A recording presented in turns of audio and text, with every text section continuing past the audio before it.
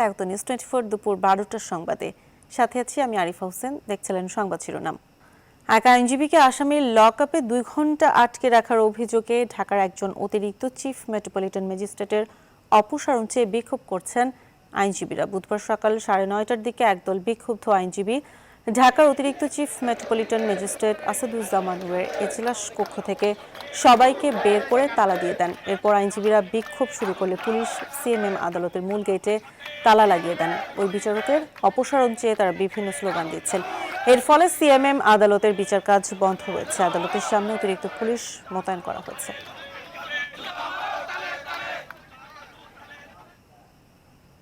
রাজধানীর মধ্য থেকে আন্তজেলা বাস টার্মিনাল ঢাকার বাইরে নিতে বিরুলিয়া, হেমায়েতপুর, তেঘরিয়া ও কাঁচপুরে 4টি স্পট নির্বাচিত করেছেন ঢাকার 2 মেয়র। আজ ঢাকা উত্তর ও দক্ষিণের মেয়র ফজলে নূর তাপস ও আতিকুল ইসলাম সকালে সরজমিনে এই 4টি স্পট ঘুরে দেখার সময় সাংবাদিকদের কাছে তারা কথা বলেন। এ সময় তারা বলেন, আন্তজেলা বাস টার্মিনাল রাজধানীর বাইরে নেওয়া সম্ভব হলে রাজধানীর প্রবেশ মুখগুলোর যানজট অনেকাংশেই দূর করা সম্ভব হবে।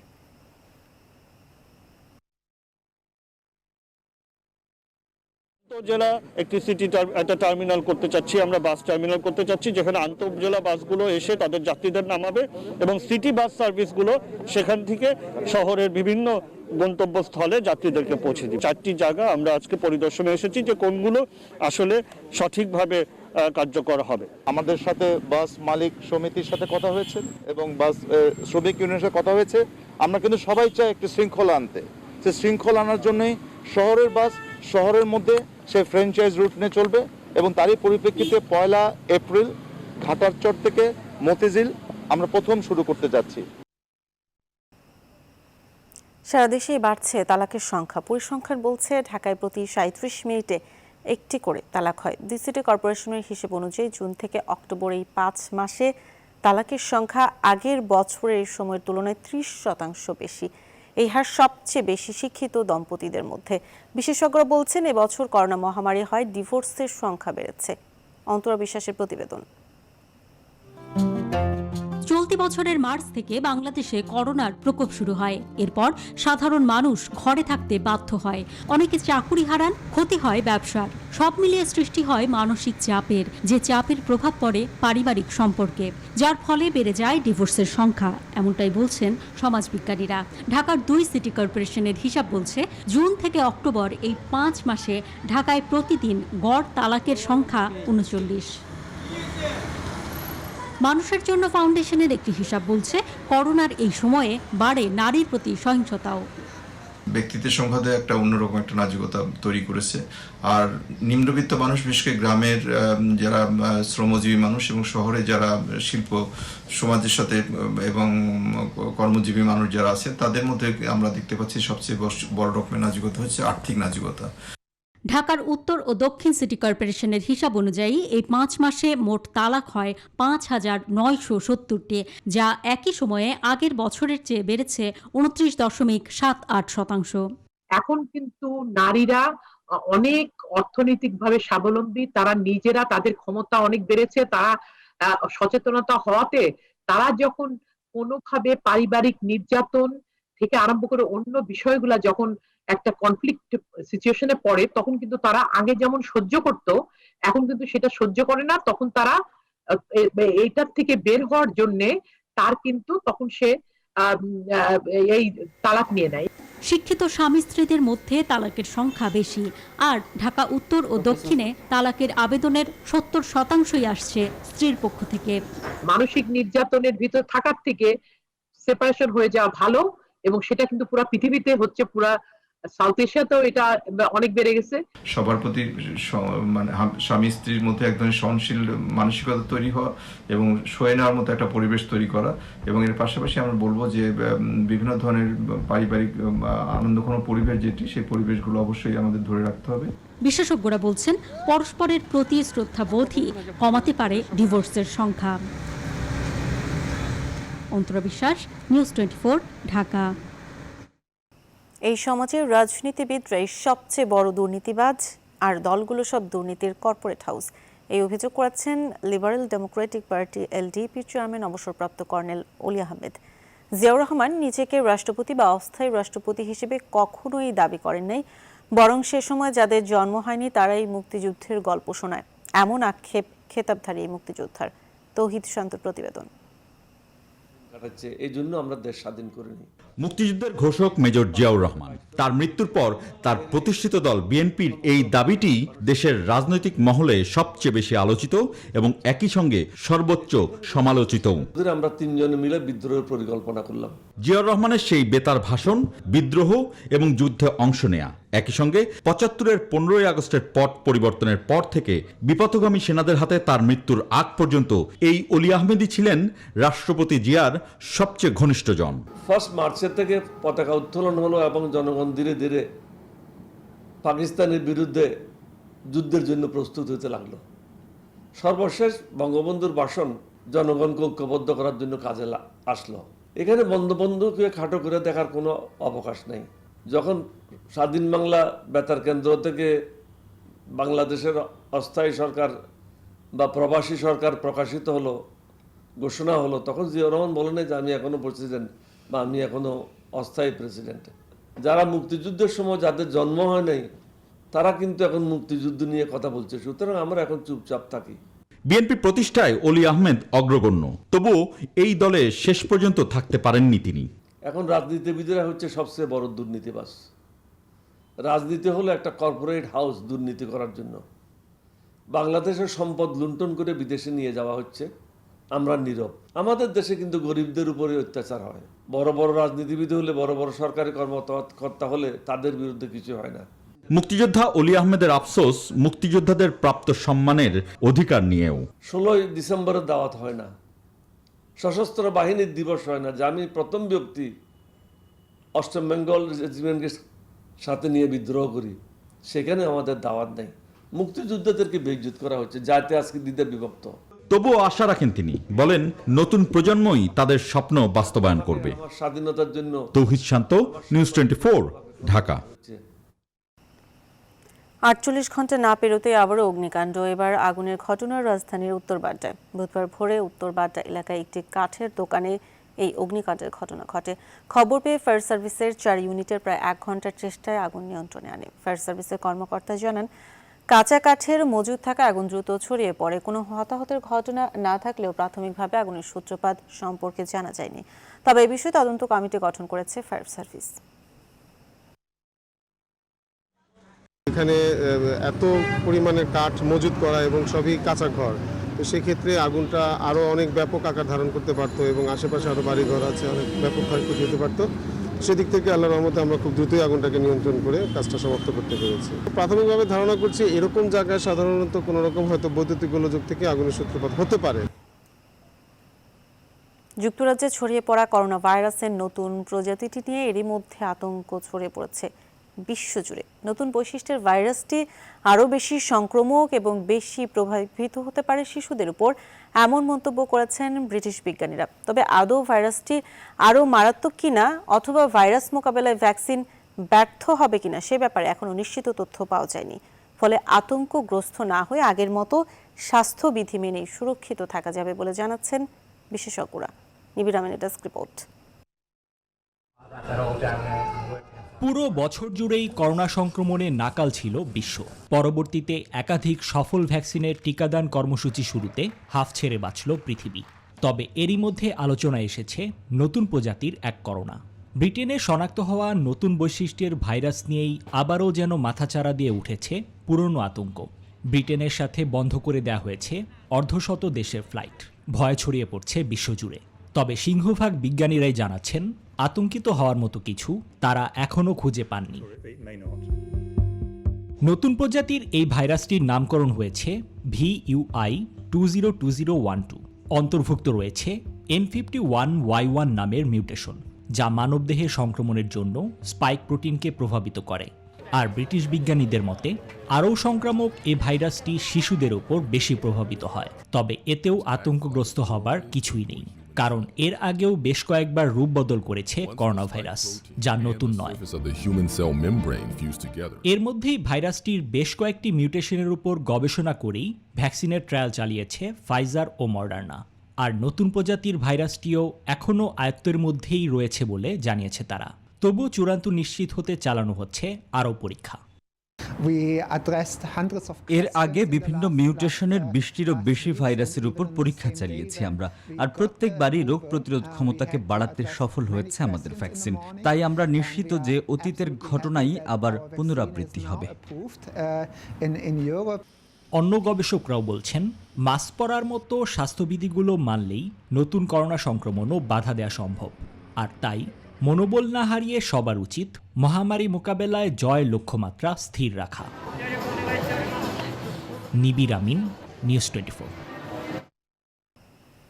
এবারে ফিরে দেখা 2020।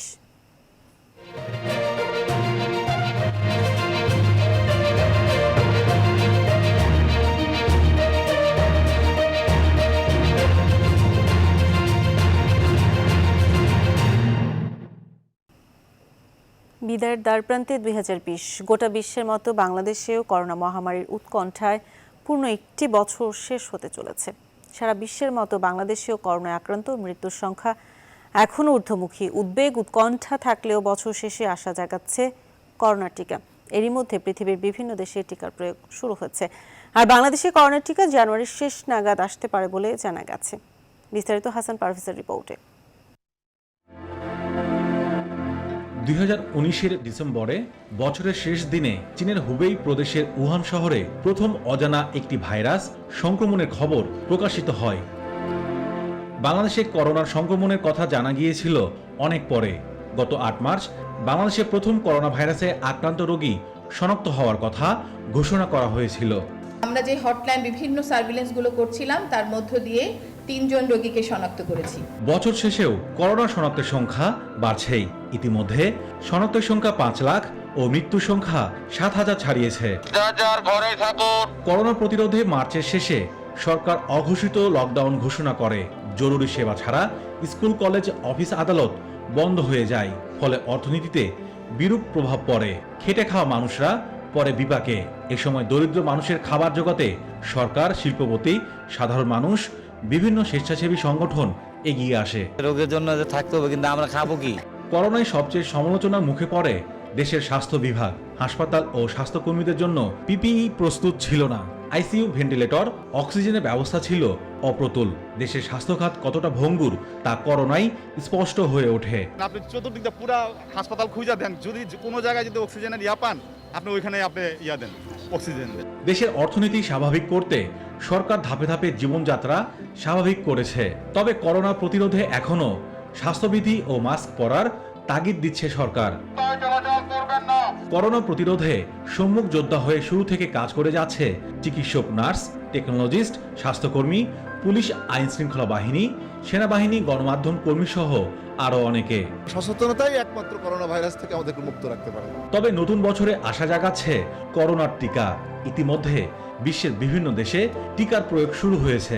বাংলাদেশ সরকার প্রত্যাশা করছে আগামী জুনের মধ্যে 4 কোটি মানুষ টিকা পাবে। নতুন বছর শুরু হবে করোনা আতঙ্ক নিয়েই। তবে জনস্বাস্থ্যবিদরা বারবার বলছেন, করোনা প্রতিরোধে মানুষকে সচেতন ও স্বাস্থ্যবিধি মেনে চলতেই হবে।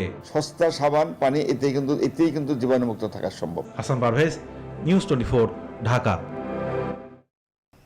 নিউজ 24 দুপুর 12টার সংবাদের সময় হলো একটা বিরতি। ছোট্ট প্রসঙ্গে আরেক বেশারত দেখছেন নিউজ 24 দুপুর 12টার সংবাদ। ঢাকা ময়মনসিংহ মহাসড়কের গাজীপুর টঙ্গী সড়কে চলছে দেশের প্রথম বাস র্যাপিড ট্রানজিট বিআরটি প্রকল্প। কিন্তু প্রকল্প এলাকার বেশিরভাগ অংশে ভাঙাচোরা রাস্তার কারণে যানবাহনে প্রচণ্ড ঝাঁকুনি আর ধুলাবালিতে চরম ভোগান্তিতে পড়ছেন উত্তরাঞ্চলে যাতায়াতকারী 27টি রুটের লাখ লাখ মানুষ। আর এমন পরিস্থিতিতে প্রকল্প বাস্তবায়নে চ্যালেঞ্জের মুখে পড়েছেন বলে জানান প্রকল্পটির পরিচালক। বিস্তারিত তালুকদার বিপ্লবের প্রতিবেদনে। ঢাকার হযরত শাহজালাল আন্তর্জাতিক বিমানবন্দর থেকে গাজীপুর শিববাড়ি পর্যন্ত নিরবিচ্ছিন্ন পরিবহনে চলাচলে নির্মাণ করা হচ্ছে দেশের প্রথম বাস র্যাপিড ট্রানজিট বিআরটি প্রকল্প। 2012 সাল শুরু হওয়া প্রকল্পটির শেষ হওয়ার কথা 2016 সালের ডিসেম্বরে, কিন্তু 2020 সালের ডিসেম্বর পার হতে চলছে, কিন্তু এখনো শেষ হয়নি প্রকল্পের কাজ। সরেজমিনে ঘুরে দেখা যায় দীর্ঘ সময় ধরে নির্মাণ কাজ চলার কারণে উত্তরা হাউস বিল্ডিং থেকে টঙ্গী ব্রিজ পর্যন্ত সড়ক ভেঙে তৈরি হয়েছে ছোট বড় গর্ত।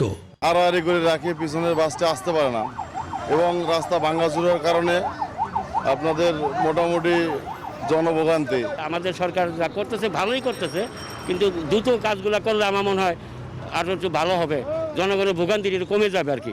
ধুলাবালিতে চরম দুর্ভোগ পোহাতে হচ্ছে পরিবহন যাত্রী এবং পথচারীদের। এখানে ধুলাবালির জন্য রাস্তাঘাট নষ্ট হয়ে গেছে, থাকা যায় না, মানুষের অনেক কষ্ট। পানি ছিটাইয়া হয়তো ধুলাবালিটা নিয়ন্ত্রণ এনে তারপরে কাজ করা উচিত। এছাড়া প্রকল্পের সড়কে যত্রতত্র গাড়ি পার্কিংয়ের কারণে চরম দুর্ভোগ পোহাচ্ছেন যাত্রীরা। এই যে আমাদের মামলা প্রসিকিউশন চলতেছে, আমরা চেষ্টা করতেছি, আমাদের উদ্বোধন কর্তৃপক্ষ চলতেছে, এগুলো কাজ চলতেছে। এদিকে দ্রুত সময় প্রকল্প বাস্তবায়নে সিটি কর্পোরেশন এবং ট্রাফিক পুলিশের সহযোগিতা চান বিআরটি প্রকল্প সংশ্লিষ্টরা। এটা হেভিলি ট্রাফিক একটা রাস্তা, যেখানে কাজটা একটু চ্যালেঞ্জিং বটেই আর কি। হ্যাঁ, তো চেষ্টা করতেছি আর কি, এর ভিতরে এই সবার সহযোগিতা নিয়ে চেষ্টা করতে অ্যারাউন্ড 50% আমরা হতে পারি আর কি আমার ফিজিক্যাল কাজে। সড়কে ধুলাবালির ভোগান্তি এড়াতে পানি দেওয়ার গাড়ি বৃদ্ধি করার দাবি জানিয়েছেন পথচারীরা। তালুকদার বিপ্লব, নিউজ 24, টঙ্গী, গাজীপুর। চিনিকল বন্ধের সিদ্ধান্ত প্রত্যাহারের দাবিতে রংপুরের শ্যামপুর এলাকায় হরতাল পালন করা হয়েছে। সকাল 6টা থেকে শুরু হয়ে এই হরতাল চলবে বেলা 2টা পর্যন্ত। বুধবার শ্যামপুর এলাকায় হরতালের ডাক দেয় শ্যামপুর চিনিকলের শ্রমিক আখচাষী কর্মকর্তা ও কর্মচারীরা। চিনিকলের পাশের রেলওয়ে স্টেশন বাজার, শ্যামপুর হাট ও শ্যামপুর বন্দর এলাকার সব দোকানপাট বন্ধ ছিল। শ্রমিক কর্মকর্তা আখচাষীদের আহ্বানে এই হরতালে একাত্মতা প্রকাশ করে এলাকাবাসী। তবে যে কোনো অপ্রীতিকর ঘটনা এড়াতে শ্যামপুর এলাকায় মোতায়েন করা হয় অতিরিক্ত পুলিশ। চিনিকল বন্ধের প্রতিবাদে বুধবার রংপুরের শ্যামপুর এলাকায় অর্ধদিবস হরতালের ডাক দিয়েছেন প্রতিষ্ঠানটির শ্রমিক আখচাষী কর্মকর্তা ও কর্মচারীরা। মঙ্গলবার হরতালের সমর্থনে দিনভর বিক্ষোভ সমাবেশ করেন।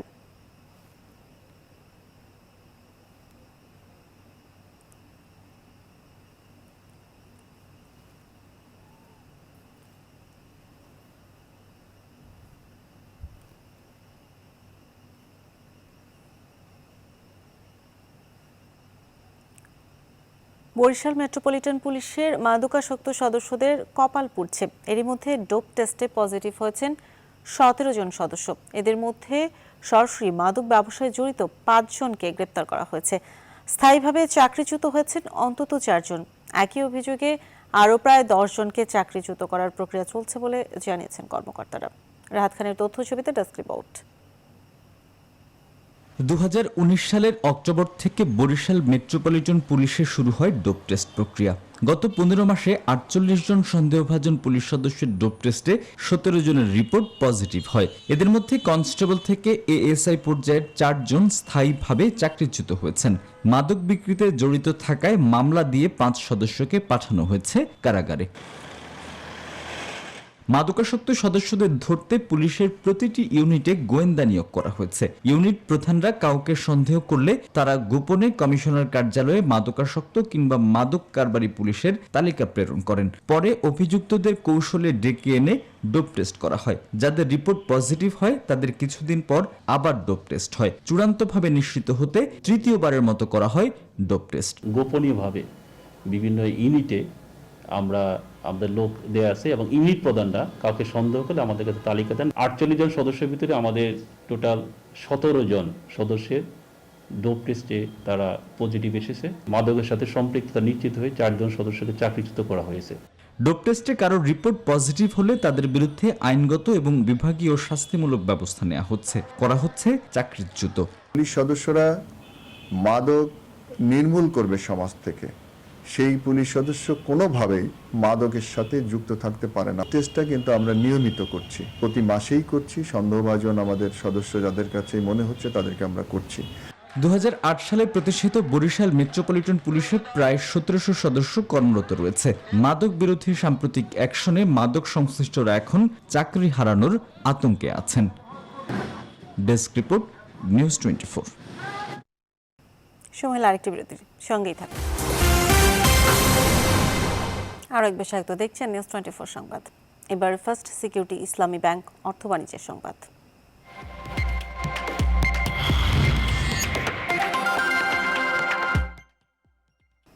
কক্সবাজারের চাকুরিয়ায় ভেজাল ও নিম্নমানের মরিচ বীজ রোপণ করে সর্বশান্ত হয়েছে 5 শতাধিক কৃষক। কৃষকদের অভিযোগ, সুপ্রিম সিড কোম্পানির সানড্রফ ও শহীদ এগ্রো সিড নামের 2 কোম্পানির কাছ থেকে বীজ কিনেই প্রতারণার শিকার হচ্ছে তারা। ফলন আসার শুরুতেই মরে যাচ্ছে বেশিরভাগ মরিচ গাছ। এই অবস্থায় ফলন বিপর্যয়ে দিশেহারা কৃষকরা। আইবুল ইসলামের তথ্যচিত্রে ডেস্ক রিপোর্ট। কক্সবাজারের চকরিয়ায় পূর্ব বড় ভেওলা এলাকায় মাতামুহুরী নদীর পাড়ে প্রতি বছর মরিচ সহ বিভিন্ন ধরনের সবজির চাষ করে কৃষকরা। এবছরও তার ব্যতিক্রম নয়। কৃষকরা জানান, সুপ্রিম সিড কোম্পানির সানফ্রড ও শহীদ এগ্রো সিড কোম্পানির কাছ থেকে মরিচের বীজ কিনেছেন তারা। এসব বীজ জমিতে রোপণ করার পর ফলন আসার শুরুতেই মরে যাচ্ছে বেশিরভাগ মরিচ গাছ। ধার দেনা করে লাভের আশায় মরিচ চাষ করে ফলন বিপর্যয়ে দিশেহারা হয়ে পড়েছেন 5 শতাধিক কৃষক।